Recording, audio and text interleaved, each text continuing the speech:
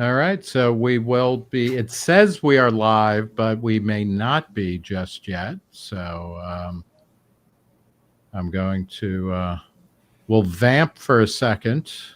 It says we're live. Yeah, and we are live. So there you go. All right.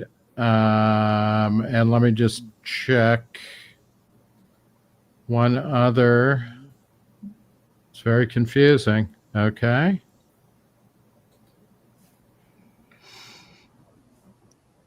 Yep.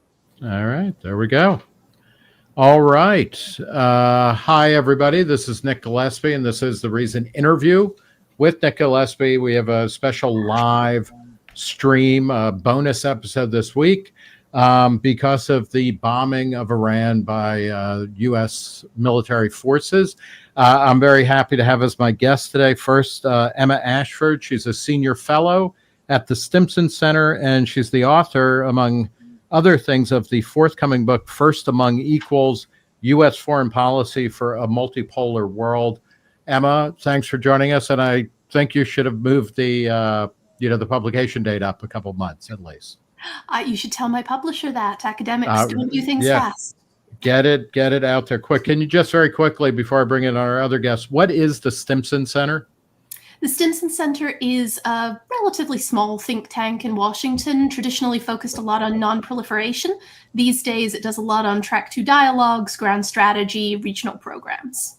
Okay, and it's named after, is it Henry Stimson, who was Secretary of State under Roosevelt or something? Yeah, Secretary of State during portions of World War II. Also, for those who've seen the movie Oppenheimer, you might recognize him as one of the characters intimately involved in some of the post-nuclear bomb discussions in that movie. All right. Thank you. And then our other guest is Faisal Saeed al-Mutar, who is the founder and president of Ideas Beyond Borders, a group, in full disclosure, that I'm involved with. And he's also a non-resident fellow at George Washington University's program on extremism, or combating extremism. Faisal, thanks for talking. Thanks for having me. Okay, and you are calling in from Berlin. You're going to be, you were planning on going to the Middle East pretty quickly. Or sometime over the next few months. You were born and raised in Iraq, and you were there in 2003. You were in a Baghdad suburb when U.S. forces took Baghdad, right, in 2003. I witnessed it all, and I've witnessed kind of the U.S. foreign policy in practice, and the civil war that followed. And so I'm very, very, I would say I'm a practitioner of kind of living U.S. foreign policy in that part of the world, in particular Iraq. Yeah, let me start with you. How do you feel when you heard about the U.S. action when the bombs started falling? How do you feel about it? Do you think, just very broadly, has it made America safer or less safe, or that's not even the right way to frame it? I think there's some truth to it. I think on the short term, no. I think on the long term, the Islamic Republic of Iran has been a radicalizing force since its existence. From 1979, the Islamic Republic has led to the radicalization of the Sunni population, which makes up the majority of the region. It doesn't see itself as a state. That's why the Islamic Republic has an official army, but it also has the IRGC, which is the Islamic Revolutionary Guard.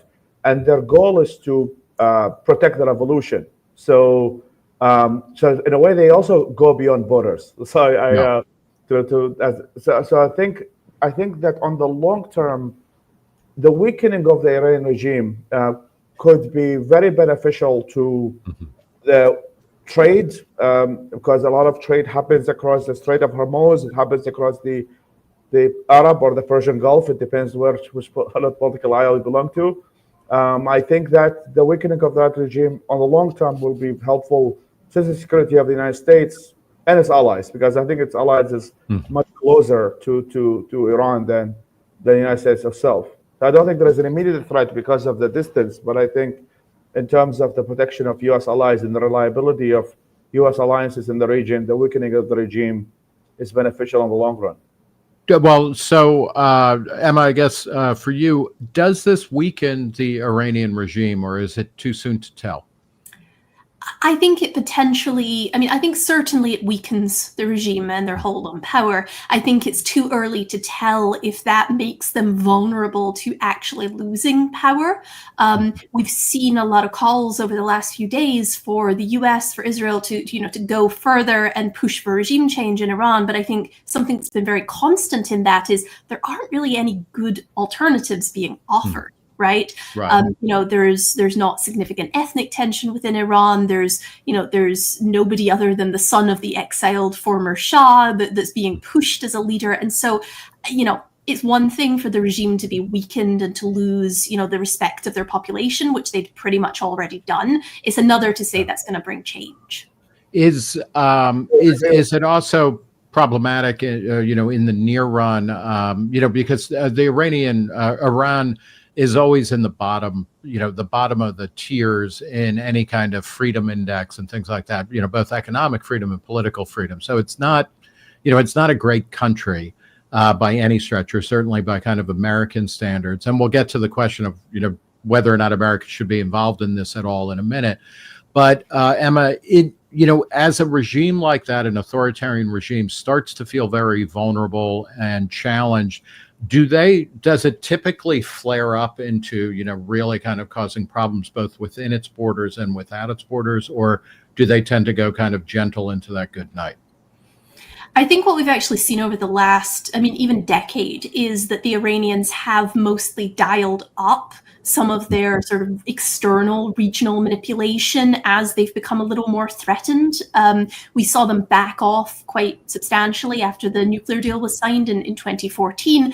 But after Trump withdrew from it, we saw this period of escalating tensions. The main difference now, though, is that the Israelis, for good or ill, probably good, have really weakened Iran's ability to strike back, whether that's through proxies in the region, whether that's directly. And so we are in a slightly different situation. The regime really can't do that much without risking its own survival. Right, and they're major. They both supported a lot of people in, obviously places like Lebanon and Palestine and whatnot. And, Israel has really defanged Hamas and Hezbollah. Russia is either distracted or also kind of depleted. But Faisal, a lot of people are making comparisons, both pro and con to Iraq in 2003. This seems to be a very different situation, right? Because, partly because the U.S., from a U.S. perspective, because, it's not like we had invaded Iraq and, temporarily occupied it and then put up no-fly zones in the early 90s. After the attack on 9/11 was still fresh in people's minds. I think everybody now agrees, and should have agreed at the time, that invading Iraq was completely, just kind of a non sequitur from what was going on, with bin Laden and what had caused 9/11. But are there any meaningful, parallels to the situation in Iraq in 2003, or is that something that we really should just be like, hey, if we're looking at this through that lens, we're not going to get anything valuable out of that comparison? I think more of the latter, because it's a kind of very different situation. The similarity is that significant amount, and that's to be studied, I think, about the Iranian population, but also the Iraqi population, is that significant amount of that population doesn't know anything about democracy, or they necessarily pursue it. So the Iraqis, and I consider myself one as someone who lived the Iraq War, when America came into Iraq on the kind of the promise of regime change and making Iraq a liberal Jeffersonian democracy, that definitely failed, because the reality of the fact that Iraqis were not pursuing Jeffersonian democratic order. What they did want in most cases, what we're seeing with Iran, is that they wanted better living standards. They wanted, to some extent, some peace and not having $2 as a salary a month. That's I think a common theme between both. it's a generally a kind of a more tribal society and kind of collectivist society at large, and that obviously can change in the long run. And there are some ethnic differences when you see within Iraq, when you see the Kurds tend to be more prone to some Western ideas when it comes to kind of secularism and liberal democracies, while some parts of the Shia South within Iraq tend to be more conservative, even before during the British control of Iraq in the early 20th century. That was that kind of resistance to modernity from that. The Iranians have to have some of those elements. I mean, there is definitely it's a much more homogeneous. I mean, the Persians represent kind of a significant amount, even though they have the Azaris and the Kurds and the Baluchis, who represent the kind of the Sunni faction of Iran. So Iran is predominantly either Shia or secular Shia or Sunni, but the Sunnis represent a smaller minority compared to Iraq, where Sunnis represented a much larger minority, and they used to hold power. So when the United States come in, there was an immediate revenge to restore that power. That's where we had the first militias. I don't expect some of that to happen in Iran. So I think there's definitely an Iraq syndrome that exists in U.S. foreign policy, that everything has to be compared to the failures of Iraq and Afghanistan. And I think that's valid. I think we have to be very, very careful about intervention and what would that look like. I mean, I actually think that there is no viable Iranian opposition, at least from the outside. Everything about the son of the Shah reminds me a lot of Ahmed Chalabi, who was the figure from Iraq. Oh, it's even more kind of insane, right? Because I mean, the son of the Shah, who's kind of parked in Northern Virginia, has been there since the late 70s, early 80s, and really has no different environment than the Middle East. I mean, I've been to both Northern Virginia and the Middle East, and they don't look alike. So I think, and he has a very he definitely has some supporters, but it's very limited to certain form of elite. So I think if there is going to be a potential regime change, it is most likely going to be people within the regime who think that the continuous antagonistic approach of the current Ayatollah is not helpful for their own survival. So I think that is possible, but I wouldn't depend on it. I think from a Middle Eastern perspective, and I can say that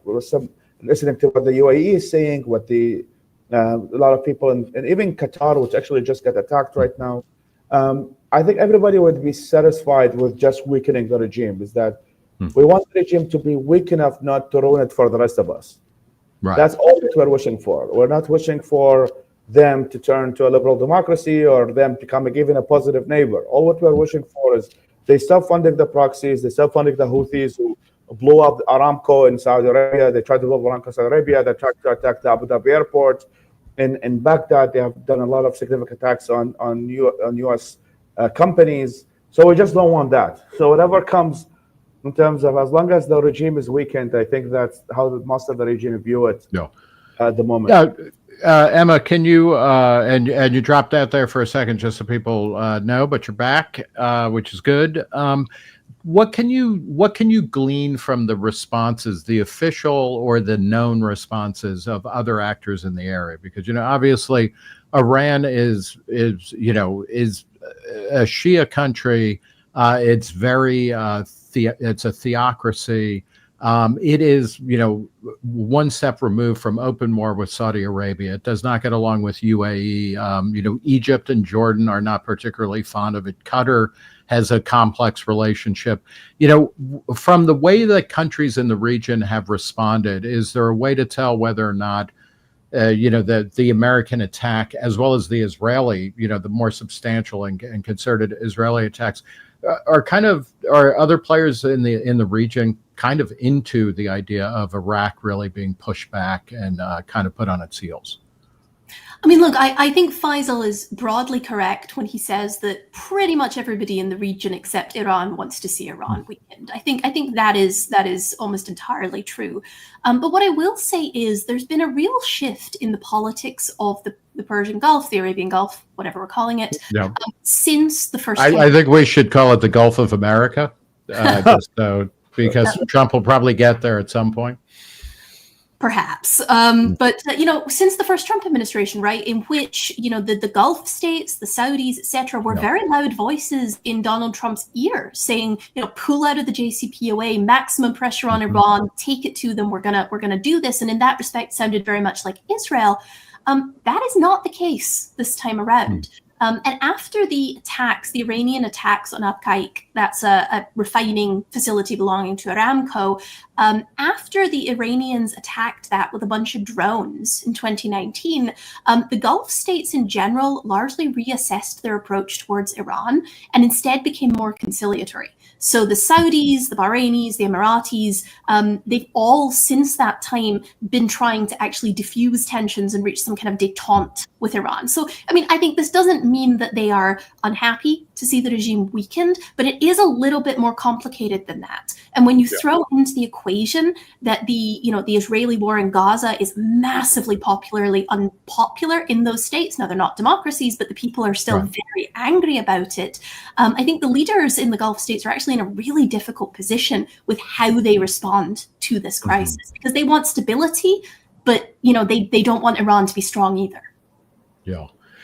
Do you, Emma, Israel's war with Iran, it seems obviously justified, from various kinds of national security conditions, from a kind of MAGA or American first position, and I'm not suggesting that you're in either of those camps, but what, does any of this make sense? The proximate cause was that Iran was, plotting to assassinate Donald Trump, that Iran is, constantly attacking American interests and things like that.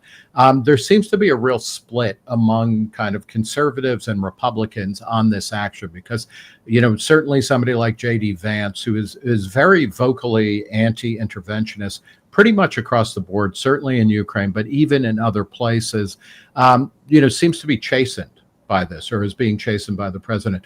Tulsi Gabbard, who is also, recognized by many people on the American right or non-interventionist, kind of camp, wherever you land on the political spectrum, has been dissed by Donald Trump as really not being important or not knowing what she's talking about.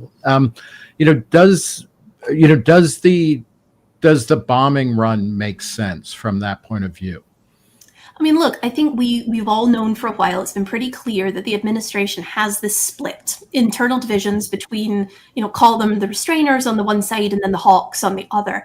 And they've really managed to paper over the divisions on things like Ukraine, for example, right? Most of the base, most of the officials are behind Donald Trump, whatever he decides on that. Iran is a much more difficult case, right? Because we have this very, very strong Republican history of, opposition to Iran, pushing for action against Iran. And I think you're right. I think what we've seen here is that Donald Trump decided that he was not going to be bound by the more restrained calls from folks like Vance or even Marco Rubio, who seems to have shifted in that direction. And instead, what the needle that the president seems to be trying to thread is, punitive one-time strikes on Iran's nuclear facility without it escalating to something broader. And what's really strange about that is, in addition to it might not work, that's the concern. But in addition to that, it doesn't please either side. It's basically a middle road. And I think he really is trying to appease both sides a little bit, even though the strikes initially looked like he was pulling away from the restrainers. Now he's saying, well, maybe regime change, but probably not. So, I think he's trying to please both sides. Does it matter? Does it make sense from the point of view of being a good ally to Israel? Because, one of the narratives that's floating out around, in the media that's being told is that, Israel started this knowing that they could not really finish it with their aircraft and with their power.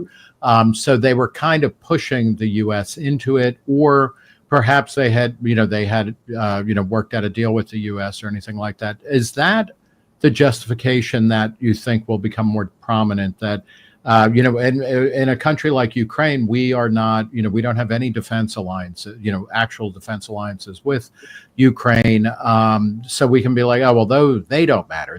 But Israel is, the one democracy in the Middle East, and it's been our strongest ally, et cetera. It's, do you think that will become more of an administration talking point, or is that also kind of subject to revision? I mean, look, I think one area where we've seen, the administration is actually quite consistent on America first when it comes to Europe, when it comes to Asia. Israel has been the exception. Not all the time. The president has pushed back on Netanyahu, but he really has been willing to go along with Israel in ways that I can't see them doing with pretty much any other state. And so it's obvious that, in addition to the usual, formal alliance dynamics, if we have a treaty, that there is still that very strong Republican support for Israel. From my point of view, to be frank, I don't necessarily think it's in US interests to engage in these strikes, even if that's what Israel wanted. And to me, it's a reminder that allies may not always have exactly the same interests. I think we'd probably be in a better position now if we'd gone for the diplomacy instead of the strikes, which appear not to have actually worked particularly well. Yeah, could you just, before I go to Faisal, could you talk a little bit about that? Why was it a bad idea? And Trump had said, well, first there had been the 60-day window, where Iran was supposed to come to the table or show something. On the 61st day of that period, Israel attacks. And then Donald Trump says, well, I'm going to think about it for 2 weeks. And then very quickly drops a bunch of bombs. Like, why would it have been better to be diplomatic in that moment, Emma? Yeah, I mean, look, I think one of the areas Donald Trump says he wants to be a peacemaker, he wants to make deals, but one of the areas where we've seen him and the administration really struggle is in resisting pressure. When your first overture fails, you got to do something about it, whether that's Ukraine, whether that's Iran, and they're not very good at resisting that pressure. And I think, what we know from practice is that, diplomatic overtures and deals take time. Right? It took 6 months just to negotiate the interim nuclear deal before 18 months of negotiating the JCPOA with Iran, right? That's almost 2 years. And we have loads of other examples like that. So I do think we've seen the administration being very willing to sort of say, diplomacy is not working, let's try something else. If they'd given it a bit longer, who knows? I mean, evidently, the negotiations this time basically fell down on the question of enrichment. Would Iran be allowed any domestic enrichment or not? And I think we may have seen with these strikes, Iran's ability to do domestic enrichment severely constrained, right? Maybe they have some centrifuges somewhere, but now it's going to be a lot harder to do enrichment. But what we also know is that they almost certainly have a whole bunch of highly enriched uranium that they took out of these sites before the strikes, and they could use those for weapons if they wanted. So I'm not sure we're in a better position today than we would have been letting the diplomacy play out. Yeah. Faisal, you're in Germany right now. What are people in Europe saying? Or, and the people that you're talking to, are they like, this is what you get when you elect somebody like Donald Trump? Are they, are they pro-Iran? Are they pro-Israel? Are they pro-America or, pro-EU? So Germany in particular, as you know, has a very unique relationship with Israel because of the history. So the government of Germany, which is ruled by the Christian Democratic Union currently, is very strongly pro-Israel. And in terms of the population, I mean, of course, the population is divided, and also Germany has a significant Middle Eastern population. Some of them are Iranians, and some of them are a big wave of the Syrian refugees.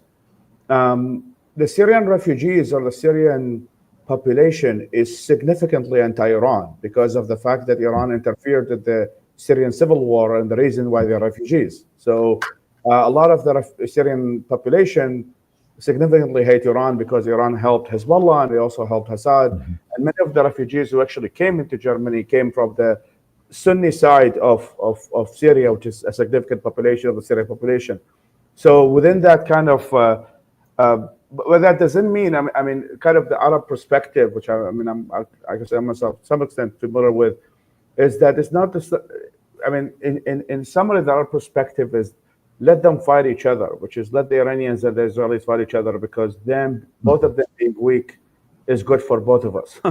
So actually, like, the way that they're looking at it is to some extent how the U.S. foreign policy looked at the Iraq-Iran war, when it was both Israel and the United States supported both sides of the war, and then both of them were weakened as a result. So that's, I would say, is the is general Arab population. It's not necessarily pro-Iran or pro-Israel. But it differs from one country to another. You have the Syrian refugees who have been killed by Iran significantly. They have, and you have Iraq, which has also a mixed history with Iran because we had 8 years of war with them, but also they have a very strong Shia connection, and they see us as the extension of the revolution. You have the Gulf. I mean, I do agree with Emma to some extent. I mean, a significant part of this change of the Gulf attitude towards Iran is a lot of it has to do with the unreliability of the United States.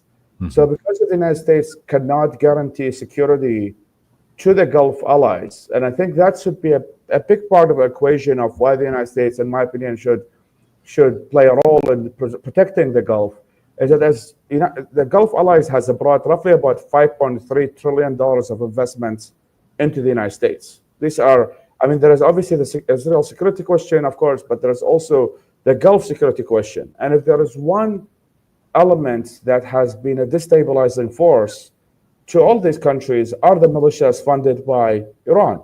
So if you look at the borders of Saudi Arabia, which is one of the biggest investors of the U.S. economy right now, it's surrounded on its borders by Iraq and Yemen, which has militias, which is like the Popular Mobilization Force, supported by Iran, the Houthis, supported by Iran, which is not allowing them. I mean, Saudi Arabia has a Vision 2030, which is all about liberalizing the economy, moving towards private sector, and building that gigantic cube building and all of that. Like NEOM, exactly. So the only threat to these potential projects have been the Iranian regime.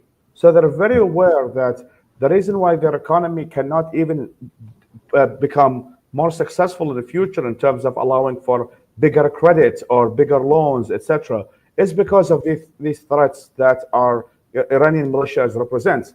So I think that yes, there's always a security perspective, but I think that which is sometimes gets ignored is that many of these countries are only 1 hour away or sometimes 30 minutes away from the Iranian borders, and they had to. I mean, China, with the withdrawal of the United States, China has offered that because they have embassies in both sides, they can guarantee the Iranians not firing rockets into the Saudis. And that's why the Saudis accepted the deal. But I think is that if the United States show up more, which I think what this attack is about, then that will, on the long run, reduce the Chinese influence. And also, in terms of kind of the battle between the United States and China, I think that the Middle East and its resources is a very important player in that battle. And I think if we lose them and we lose them to the Chinese markets, I think that has much worse ramifications to the United States economy and its relationship with the world compared to Israel's security. So I think, I mean, as I agree with like the Gulf, had to readjust because they were having rockets all over them, and the Biden administration, and to some extent the first Trump administration said, "Oh, it's not our job to protect you." Right. Now, actually, what just happened with the United States being attacked, where the U.S. Al-Udeid Air Force Base was attacked by Iran, the United States did show up, and they did protect the Qataris from being attacked. They did show up to protect the Jordanians from being attacked. So I think more of that engagement creates more trust and restore of that trust. And Donald Trump is very popular in the region. I was just there in December and January. I spent actually a significant amount talking to foreign ministries across the region, including mostly in the Gulf, including Iraq. And Donald Trump is seen as a more favorable guy because he values loyalty, and they see him as kind of a loyal, and he's kind of like them to some extent. I mean, he has his son-in-law managing politics, which is the most Middle Eastern thing you can do. So they see him as someone who is actually far more trustworthy, and that's why he was able to bring much more money to the United States in terms of investments than all his predecessors, because they see him as a more reliable friend who can defend them from Iranian aggression. Emma, what do you think about that? Is how does the American, and I mean, I say this as somebody who's a pretty resolute non-interventionist, and I'm scratching my head over the idea that you can drop a bunch of bombs. You can bomb the hell out of a country and do it once, and then be like, okay, we're done. Although the U.S. has done that in other cases, but like, is that a viable foreign policy?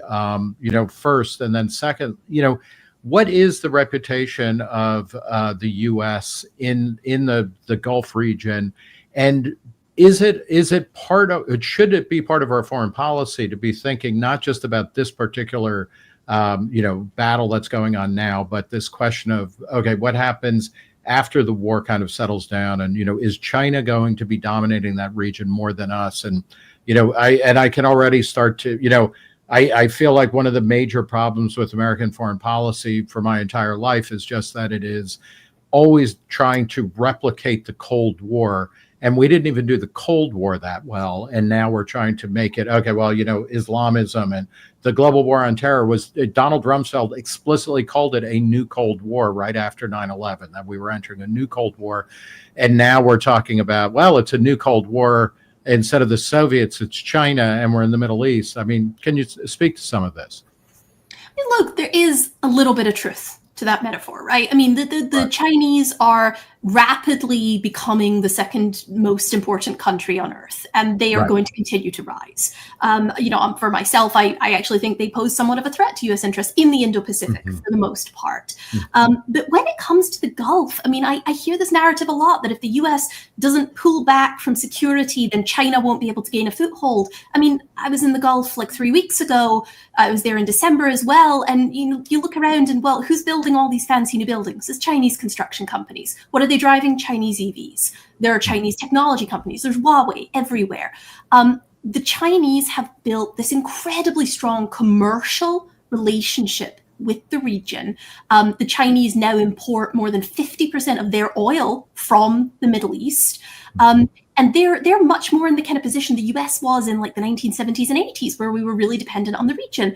What the US provides in the region right now is basically security, and we don't even get any of the benefits of that sort of trade. And so while I want to see the US remain engaged in the region, I do not want to see the US push its way back into this idea that we should have, 100,000 troops in the region, that we should be protecting everybody, that having allies there is the most important thing. I mean, we have, again, security interest in that flow of oil, but it's not so much that we should be involved in the nitty-gritty of regional relations every day. I mean, that's, again, I appreciate a very different point of view, but that's sort of where I come down on this. Does, is it easy to, say, okay, we're just going to do this one huge bombing run and then that's it, we're done? Or is that the kind of fantasy that, and again, I was just talking about not bringing everything back to the Cold War, but, in Vietnam, it's like, well, we're not sending troops, we're sending advisors. And then it's, we're sending advisors and a little bit of logistical support and material. And then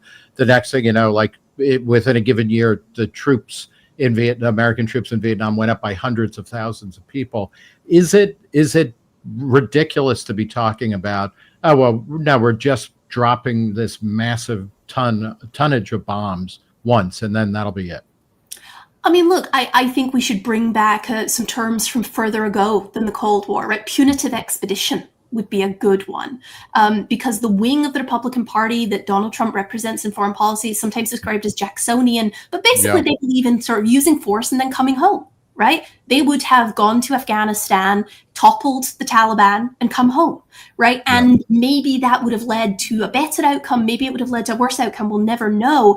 But there is certainly precedent in history for the U.S. doing it. And I noticed that your is it a Scottish accent that's getting more pronounced when you're talking about Jacksonianism and punitive expeditions, which seems in keeping. You recently wrote about how Trump's actions are like the most Jacksonian thing in foreign policy, in American foreign policy you've seen.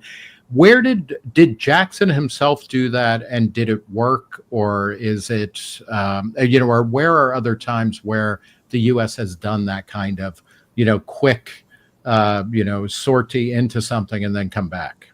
Yeah, no, it's a really great question. Jackson himself actually didn't do it very much, with the exception of against the Native American Indians, which I think we can all kind of agree was a different thing. Terrible. And also, I mean, I don't know if it was during his presidency, but I mean, the U.S. did not win the Seminole Wars, right? That they fought in Georgia and Florida. So Yeah, but there are other examples. The Barbary Wars might be a good one, right? Go destroy the threat, come home, the threat to shipping. We could talk about Grenada, perhaps. I mean, again, we could debate whether it was necessary or not, but it was sort of a one shot and done. So there are these examples, and I think the attacks that we saw today from Iran back on, Al Udeid Air Base in Qatar, the Iranians clearly don't want this to escalate. So if the Trump administration is serious that they want this to be a one and done, they might actually be able to make that work. But if the Iranians do something bigger, if some US service members get killed, then I do think there's a slippery slope there. So this is a very difficult strategy to pull off because you can't control all of it. Faisal, from the Kurdish position, I know Ideas Beyond Borders does a lot of work in Kurdistan. I believe that you have an office there and whatnot. Kurdistan is fascinating, or the Kurdish people, because they occupy, or they have presence in all of the countries, kind of, including Iran, Iraq, Syria, and Turkey. What are they thinking? I mean, do you have any intel on that? Because this, they have spent most of their existence fighting different coalitions from other countries, sometimes that were created by colonial or European and colonial powers, and other time they're homegrown problems. But where are they, and what role do they play in anything going forward?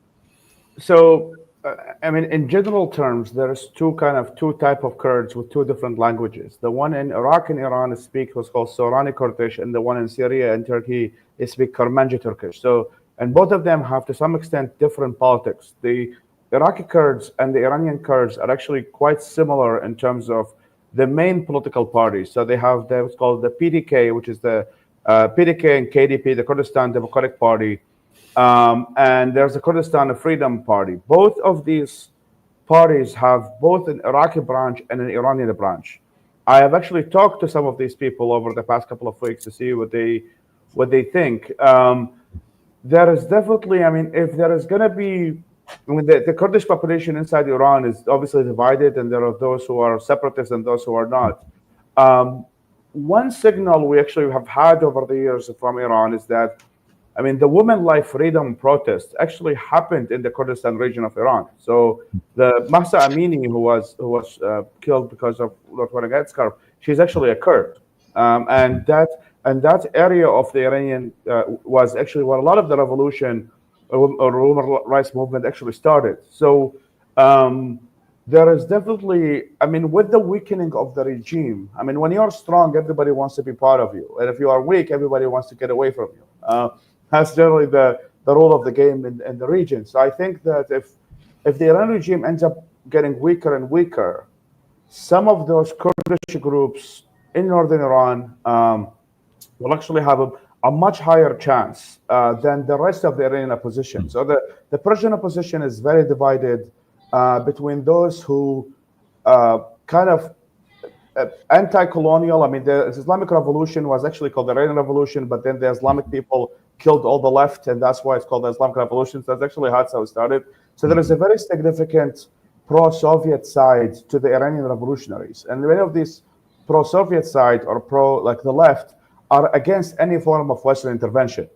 So there is a very big divide, which is we would rather Satan comes and helps us from the Iranian regime than the United States or Israel. So they would rather actually side with the regime than actually fight it. So that's actually the very big. However, the Kurds don't have that dilemma. They have seen that their Kurdish brethren have succeeded a lot because of U.S. foreign intervention, as you said, the no-fly zone. The United States has protected them from chemical attacks. It prevented the genocide. It allowed them to create their own parliaments.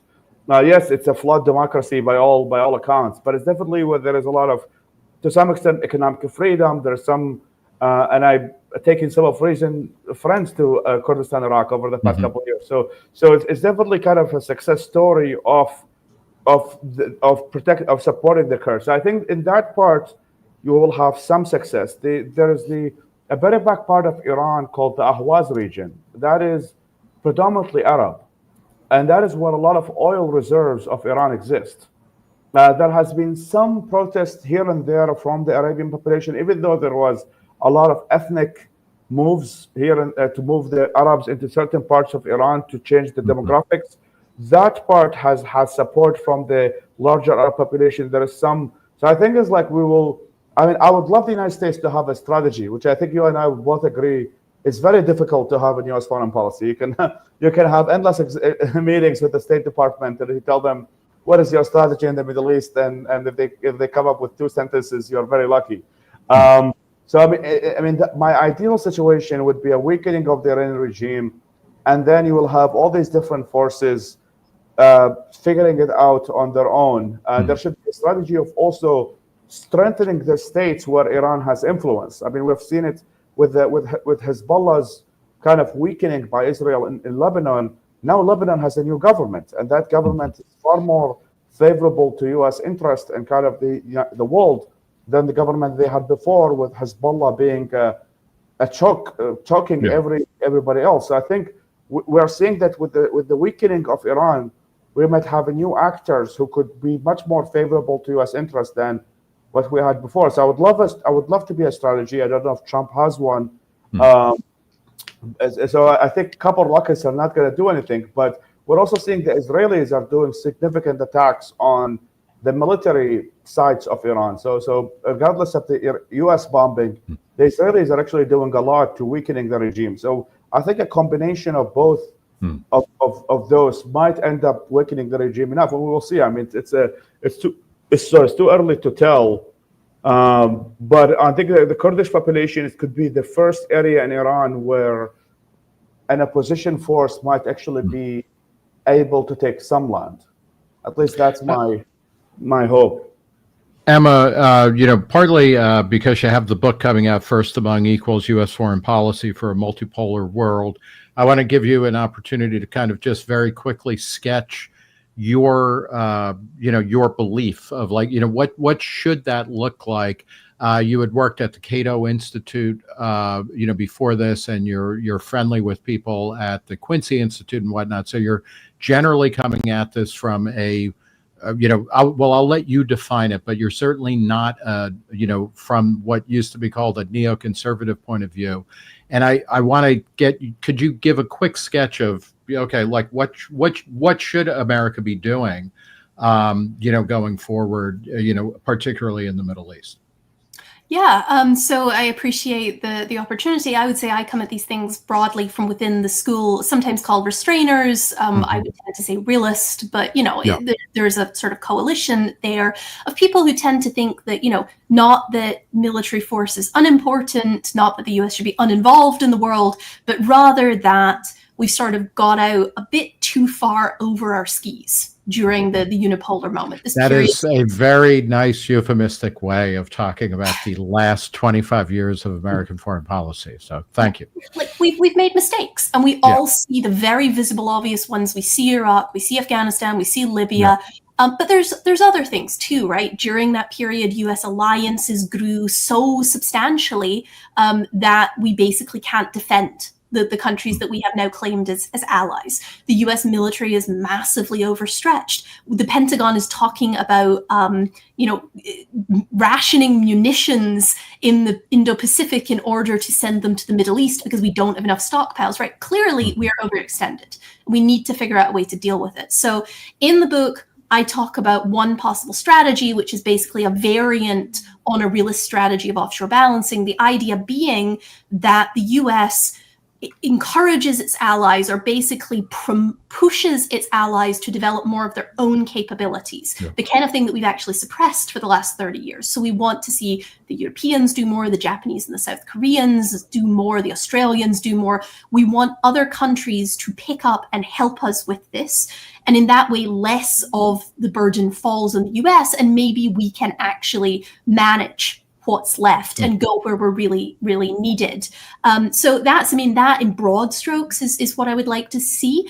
What I will say, though, is that, the Trump administration has been relatively friendly to certain bits of that, right? We're having this conversation 2 days before a NATO summit when the Trump administration is going to go and apparently receive pledges from European states of significantly increased military spending. And that's great. At the same time, we're having a discussion about doing regime change in the Middle East again. And I don't think it necessarily matters that we're talking about not sending 300,000 troops to overthrow the government of Iran. when you start talking about arming proxies inside states, you start talking about destabilizing regimes, I think the last 20 years has taught us that we cannot predict the consequences. And, the best case scenario for what Faisal describes is a regime that is better, that the allies in the region that the US is happier with. The worst case scenario is a failed state and 90 million refugees flowing out into Europe and elsewhere. So to me, this is also about being more modest in what we're trying to do around the world. We're trying to ensure American security and prosperity. We're not trying to change everything in the world.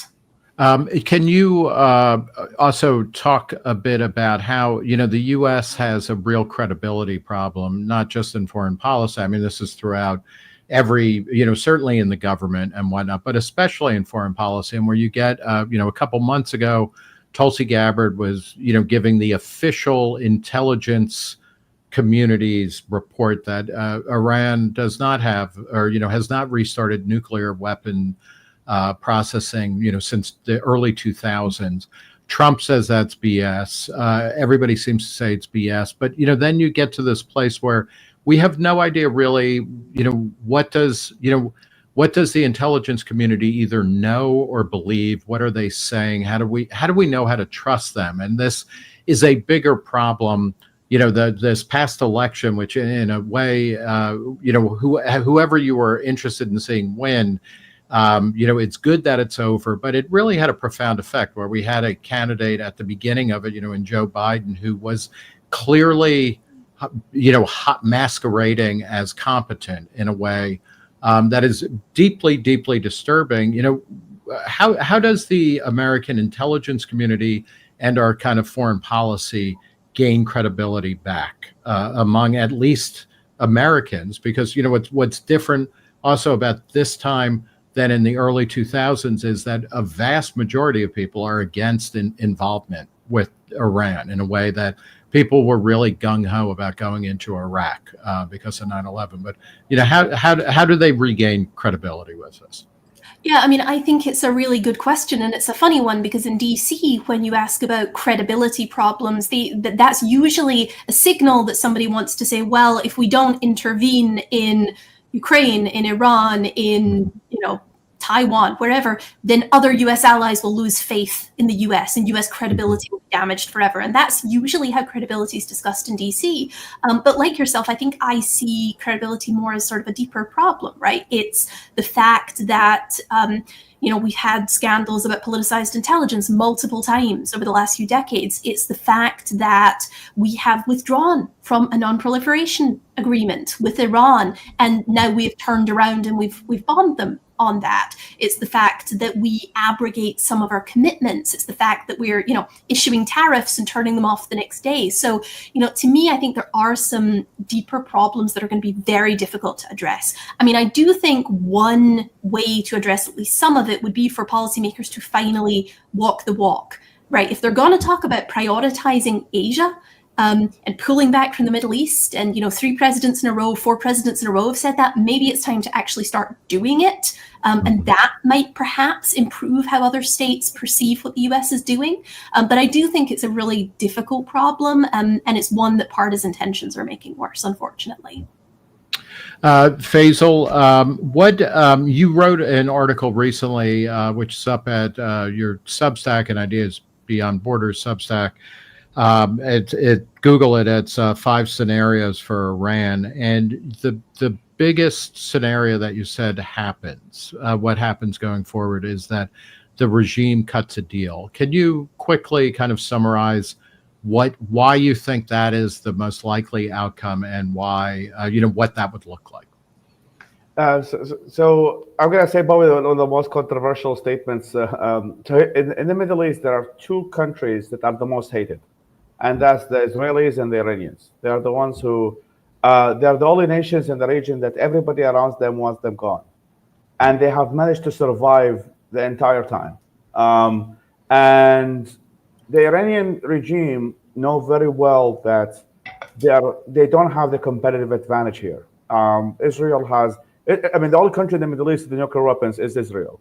So by default, the military advantages cannot be compared. I mean, the Israelis know so much about They have strong intelligence that we have seen from Hezbollah with the pagers attacks, and we have seen now with It's amazing.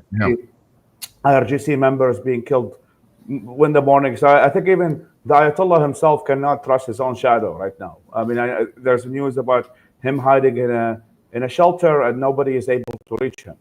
So they know very well they don't have the competitive advantage.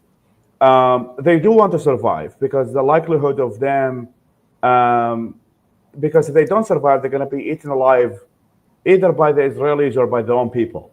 So for them, it's like this is either we go with that or we're gonna die. And we have seen what happened to Gaddafi, where his people killed him alive. We have seen with Assad escaping on a plane to Russia. The end of many of these regimes is not going to be very pleasant if they decide to surrender of some sort. Or so I think the most likely one is they would want to survive, and they can do performative attacks. That's what we're seeing right now. They have informed the Qataris that they're going to attack Qatar. They did exactly the same thing when Donald Trump, the first, killed Qasem Soleimani. So with Qasem Soleimani, the Iranians informed the United States which base they're going to attack and what time they're going to attack. So in that way, the Americans withdraw. So I think it's like there's two performative things they have done. First, they have undermined the attacks on their nuclear reactors. They have said, no, it was not a big deal. We've already actually taken a lot of the reactors out, and it's not a significant attack. That's, I think, message number one, is that they're telling their people, and they're telling the world, no, it was not a big deal. I'm very sure it was a big deal, but like they try to downplay that because they're afraid of a terror rebellion. The other one is what they're doing, what they actually just did, which is a performance of, we informed the Qataris, we can attack, and then, so I think the Iranians are signaling, like, please don't kill us, and we're willing to. Now it's actually up to Trump whether he would give them a deal or not, and that's, I think, a lot of it is going to be based on a lot of intelligence assessments. We know that the Israelis will definitely want to push him towards a more aggressive situation with Netanyahu, because if the Israelis think that they are 80% done of the regime, then they will be like, might as well we finish the 20%. Yeah. That's I think where the Israelis are coming from. But I think we'll see with Trump. But I think that's the most likely situation. The opposition, the Iranian opposition, is too divided. There is no. The internet is almost shut down, I think, in big parts of Iran by the government. There is very likelihood that mobilization can happen, even though there are Starlinks, which we know that there is now, I think, 50,000 Starlinks operate inside Iran that people have been able to bring in. So there might be some protests happening, but I think the most likely one is they're going to sell, just like what Saddam Hussein did after 1991. I mean, I grew up in Iraq after the first Gulf War. We were told we were invaded by Jews in 33 countries, and we won that war. And if you ask Iraqis, most Iraqis right now, they think we actually won the first Gulf War, and the United States withdrew defeated. And Saddam Hussein built a mosque with a ballistic missile as the Menara, and he declared himself the winner of that battle. Yeah. And that was Saddam Hussein from 1991 to 2003. I'm very sure the Iranians will find a similar version in which they tell them, they've broadcasted a lot of AI videos about them destroying Tel Aviv and all that stuff. They will sell this narrative to their people. They will tell them, see, we have actually killed 10,000 Israelis and they're struggling. And they always show the video of the airport in Tel Aviv of people leaving the plane. So that way they say, look at all the Jews leaving Israel and we are actually winning. They can broadcast over that in their local media and declare themselves victorious in their local population and call tonight. I think that is and the population, who most of them have very limited internet accessibility, they're busy with their daily lives and kind of bad economy. They will just go along with their lives and thinking that this is what actually happened, and then their regime can wait it out. I think that is still the most likely scenario, and I still put it at like 40 to 50%. Emma, is there, moving away from the question of whether or not the U.S. should be involved in any of this, is there hope for the common Iranian just to live in a society that, where they have more autonomy and more freedom to, be who they are? Or is that something that really is beyond, kind of discussing at this point, or anything that America could do to help that? I mean, look, I think, this is a regime that has done many terrible things. That said, the Iranian population enjoys at least as much freedom as some of the other populations in the region. Now, that has, again, some states, Syria is now more free than it was before. Right. But, most of the states in the region are not democratic. They are, semi-democratic in some sense. There are restrictions on freedom. And so I'm always a proponent of or trying to push for, thinking about gradual change, right? Where might you see some improvements? And so one area that I think in the context of Iran is important is economic freedom, right? We've seen the IRGC become more and more dominant in the Iranian economy over the last 15, 20 years, particularly as the maximum pressure sanctions have really bitten. And so, I would like to see, if we do see an off-ramp here and we see the US and Iran start to actually talk, then it strikes me that sanctions relief is one area where you could improve the lives of people, even if they're still living under this regime. Now, that's a partial success. It's not entirely satisfying, but it is, I think, achievable in a way that some of the other options are not necessarily. All right. We're going to mention. I mean, sure. There is a big difference between the GDP per capita of the Iranians and the GDP per capita of the rest of the region. I mean, they are one of the poorest people in the region. Qatar actually has the highest GDP per capita in the world, followed by Saudi Arabia, by the United States. But Qatar has, I mean, virtually no people compared to. But even Saudis have a much. I think it's like compared to the rest of the region is not democratic. I think many of us have a much better life than the Iranians do by a massive. Even in terms of internet freedom, we have actually much more internet freedom in Iraq, in Iran, and in UAE, than we do in Iran. So I think they have it the worst, unfortunately, compared to many of us. Well, hopefully, now I guess the 90s is calling, or the 80s, and saying, we want our economic freedom back, because once you liberalize the economy, that'll lead to political freedom. And that, unfortunately, is not as clear-cut a path as it seems, although I think there's a clear correlation. And when we're talking about helping people live better lives, the small incremental improvements like you're talking about, Emma, with sanctions relief and more economic freedom. And I know, Faisal, a lot of what Ideas Beyond Borders works with that, the idea that increasing economic freedom leads to better outcomes in general. So I hope that happens. We're gonna end here. I want to thank Faisal Saeed Al-Mutar, who's the founder and president of Ideas Beyond Borders. Look them up. And he's also a non-resident fellow at George Washington University's program on extremism. Thanks for talking to Reason. And Emma Ashford, who's a senior fellow at the Stimson Center, and who is the author of the forthcoming book, First Among Equals, U.S. Foreign Policy for a Multipolar World. You can already order that, right? Pre-order that on Amazon? Yep, that's correct. Thank you. Okay. Yeah. And when is it August. being published? August. Okay, so coming up very soon. Thank you. This has been the Reason Interview with Nick Gillespie, a special bonus episode with two people who know the region and the question under discussion with great depth. Thanks very much. And please subscribe to this YouTube channel, subscribe to Reason Magazine, subscribe to the podcast versions of the Reason Interview, as well as all of our other interviews. So thanks very much. Thank you. Thanks. Okay. And, okay.